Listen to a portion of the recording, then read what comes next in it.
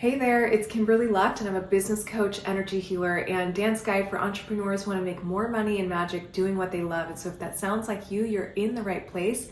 And today we're going to talk a little bit about the death and birth and rebirth cycles that tend to happen not just in our lives, but also in our businesses as well. And so recently I had a client come to me in a session saying that she had experienced a relationship breakup, something that she wasn't expecting and was also not happy about, and how suddenly it kind of gave rise to a big creative burst of she started making some artwork and things that maybe she usually never does, but this creative energy was coursing through her. And she was like, it's so funny that this death energy is accompanied by this kind of birthing creative energy. And I was like, well, look at nature as the big metaphor for this to be true. And as a matter of fact, she actually has a plant that in that moment in time was killing off one leaf to make space for 3 new leaves. And so this death of one leaf was happening at the same time as the birth of 3 new leaves. Usually when we think of death, we don't think of birth as happening simultaneously. And a lot of people are like, okay, you have to grieve the death of your relationship. You have to grieve the death of maybe a family member. You have to grieve the death of that project or that venture. And while that may be true, what can also be true is that it serves as fertilizer, even in the same moment, for something new to be born. If you want a visual representation of this, I have a beautiful plant beside me that I'm going to bring into the frame right now. Give me just a second. So this is my orchid, which I actually thought I killed a while ago. But if you see here, we have a bloom. We have a blossom, a flower, and a bunch of buds accompanying it. And here too, you see all these little buds that are wanting to open up soon. And here I thought that this plant was dead because this plant was killing off, if you see this kind of brown stem over here, I was like, oh, she's dying. She's not gonna make it another spring. I was like, I don't think she's gonna flower again. But here we are. We have one flower over here and a bunch of them on the way. So here's a visual representation of how death, like the death of this stem, can accompany the birth of this flower, of this blossom. When we look at nature for examples of this, it's not just within one singular plant that this is the case, but also if you see one plant dying in the wild, sometimes that does serve as fertilizer for another plant to be born. And so when something dies or something has been killed off, we tend to kind of be like, oh, that's so sad. Like, I thought this plant was dying. And I was like, no, I don't want it to die. The flowers used to be so pretty. And sometimes the death of this part of the plant means that the plant goes in a completely new direction as a result. This is a major metaphor for our lives and for our businesses, because sometimes things are not so clear on the path ahead after a major transition happens or a major transformation or even something as dramatic as death. But what I know to be true is that the death of one thing can fertilize and give rise to the birth of another.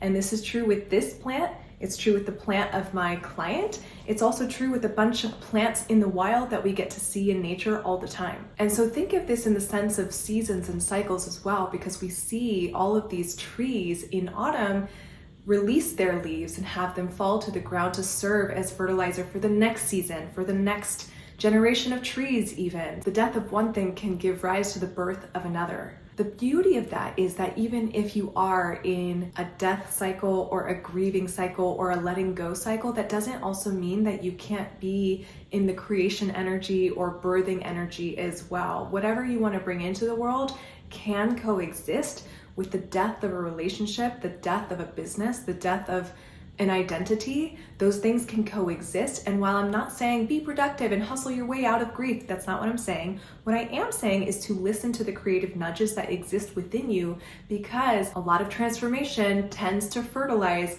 creation. And so sometimes this means that you might be waking up with creative ideas, or maybe you have more frequent downloads during meditation, or maybe you get more signs and symbols from universe all around you. But my invitation is for you to listen and to follow the nudges, whether they're internal or external, because that could give rise to something new within you that's meant to be created. And so let's take a moment here together to just tune into the energy of that death and birth cycle, maybe rolling the shoulders back and closing the eyes.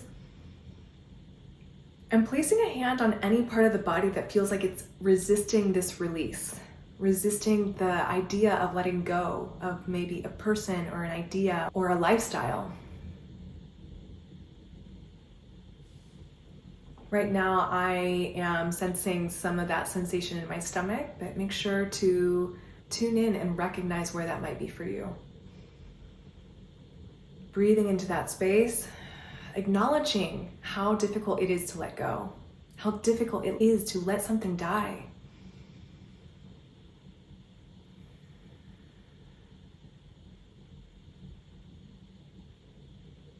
And if you're grieving something or someone today, placing a hand on your heart and reminding yourself that it's okay to be sad about this, it's okay to grieve, it's okay to cry. And as you let those emotions and that energy run through your body, you'll gently expand the belly on the inhale, and as you exhale, sigh it out with some sound. Releasing. 2 more just like that. Inhaling. Exhale. 1 more just like that. And let it out.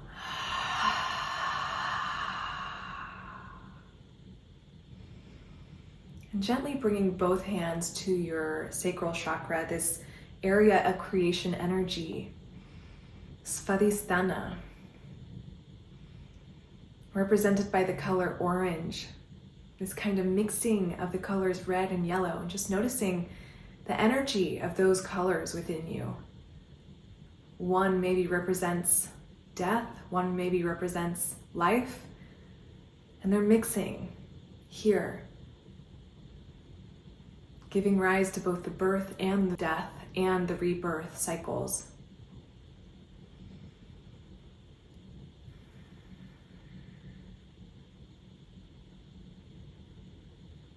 Breathing into this space and letting it be okay, accepting any energy or emotions that are coming through. And as you tune into this creative energy, this area of creation and destruction, noticing how it feels for both to coexist.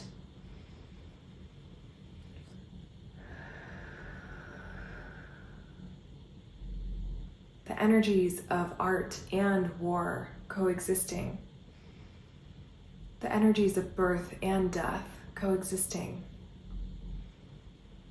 And sometimes it can happen simultaneously.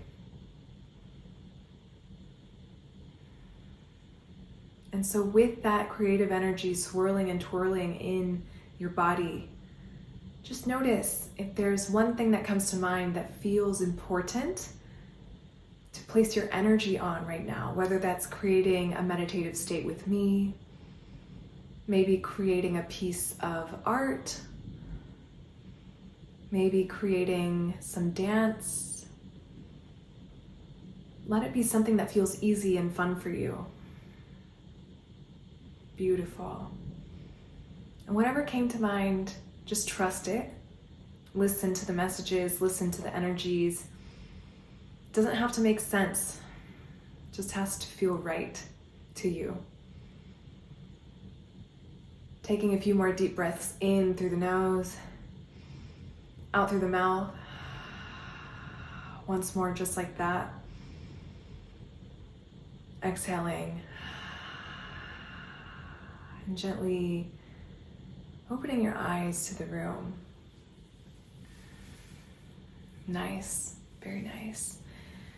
Thank you so much for being here with me today, for meditating with me, and also, sticking with me for all the messages around death, birth, rebirth. And no matter what phase of life you find yourself in right now, know that life is cyclical. Things do not stay the same all the time. And this is both a blessing and a curse, isn't it? Because sometimes there's phases of life that feel so amazing. And we're like, oh my God, can it just be this way forever? And sometimes there's phases of life that feel absolutely obliterating. And we definitely don't want it to last forever. And guess what? It won't. It won't.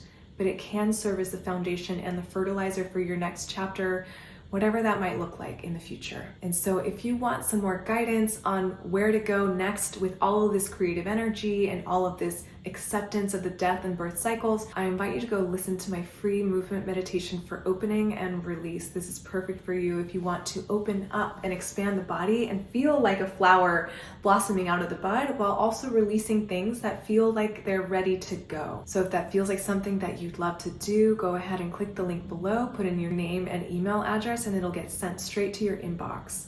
Thank you so much for being here, and I'll catch you in the next video. Ciao for now. Bye.